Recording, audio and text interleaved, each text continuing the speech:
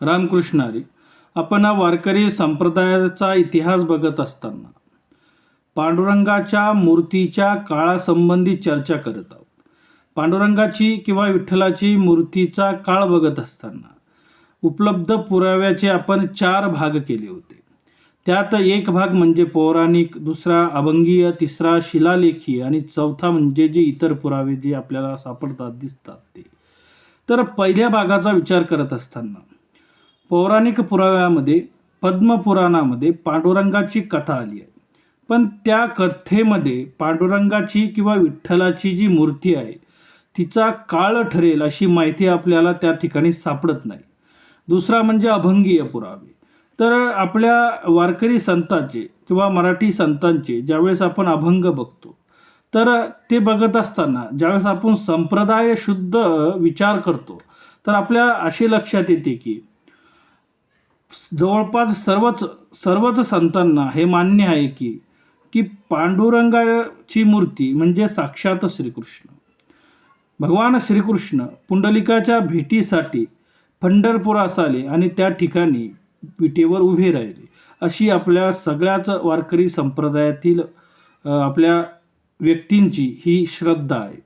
आणि तिसरा पुरावा आपण शिलालेखीय पुरावा बघितला होता.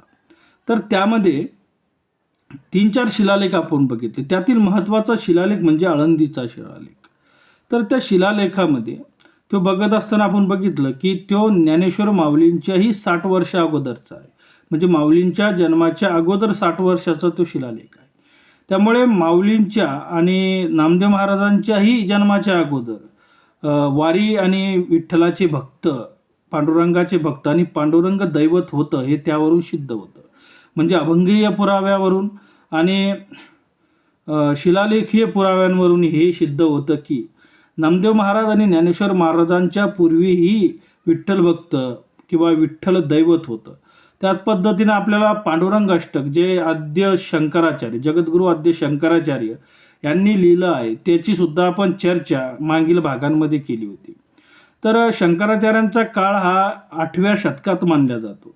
तर 8व्या शतकात ज्या अर्थी शंकराचार्य पांडुरंग अष्टक लिहितात त्या अर्थी त्यांच्याही अगोदर हे पांडुरंग भक्त होते, विठ्ठल भक्त होते आणि विठ्ठल दैवत होतं, वारी होती हे आपल्याला दिसतं.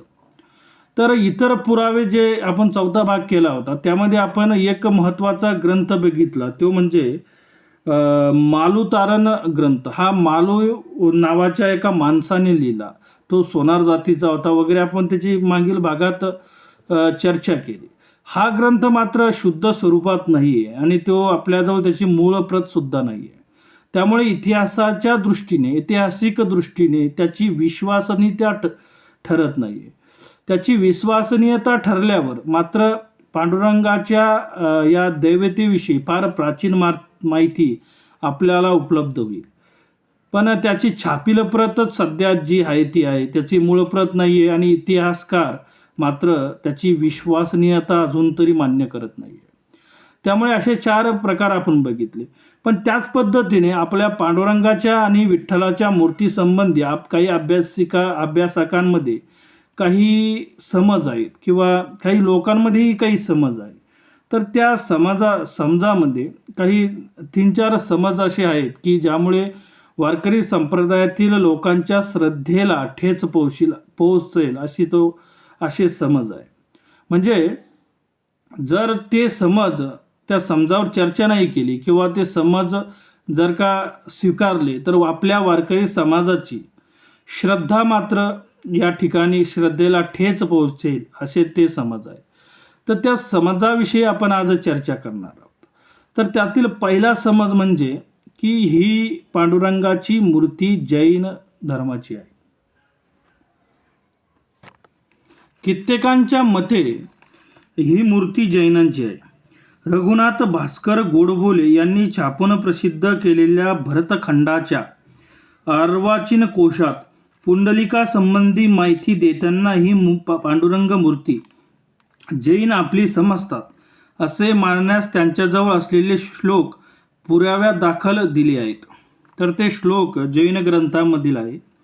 नेमिनाथस्य या मूर्ती स्त्रीपुलोकेषु विस्तुता दौहस्तो कटिपर्याये स्थापयित्वा महात्मनः मूर्तिस्तिष्ठति सा सम्यक् जैनेन्द्रेण च भोजिता अहिंसा परमं धर्म स्थापयामास वै स च युगस्तु मनुजाक्षिणी विप्रभूमिश्च वासके मेलने धर्मराजस्य शकस्य च गता विधिः आषाढे शुक्लपक्षे तु एकादश्यां महातिथौ बुधे च स्थापयामास विरोधकृती वत्सरे.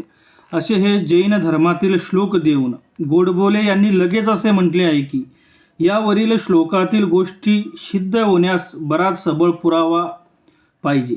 तदाभावी यातून फारसे निष्पन्न होण्यासारखे नाही.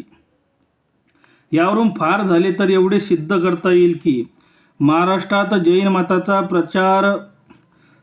मताचा प्रसार झाला तेव्हा जैन राजाने ही मूर्ती आपल्या ताब्यात घेऊन अहिंसा धर्मस्थापनेकडे तिचा उपयोग केला. येथे जाताना एक गोष्ट लक्षात ठेवण्यासारखी आहे की पंढरपूरजवळ बुद्धाचा स्तूप नाही अथवा जैनांची लेणी नाही. पंढरपूर सारख्या प्रसिद्ध क्षेत्रावर जैन धर्माचा करता अंमल जर असता व पंढरपूर हे जैनांचे क्षेत्र असते तर ठाणे कल्याणप्रमाणे पंढरपूरच्या आजूबाजूस जैनाची लेणी बहुसंख्य सापडली.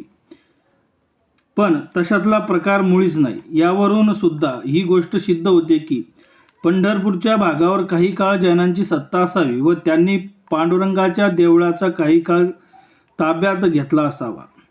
ऐतिहासिक पुराव्यावरून या पलीकडे काही सिद्ध होण्यासारखे नाही. वास्तविक ही मूर्ती जैनांची नव्हे ही गोष्ट अंतपुराव्यावरून म्हणजे मूर्तीच्या अंगिक भावावरून सिद्ध होणारी आहे. श्री पंढरीनाथ हे विटेवर कमरेवर हात ठेवून उभे आहेत. पैकी एका हातात शंख आहे, एका हातात कमळ आहे व कपाळावर पाठीवर असलेल्या शिंक्यांची दोरी आहे. मूर्तीत दिसून येणाऱ्या या सर्व खुणांवरून ही मूर्ती जैनांची नाही हे निसंशय सिद्ध होणार आहे. अर्थात काय, काही लोकांचा जो समज आहे की ही मूर्ती जैनांची आहे तर तो समज फक्त त्या काही श्लोकांवरनं किंवा काही त्यांच्या मान्यतांवरनं दिसून येतो.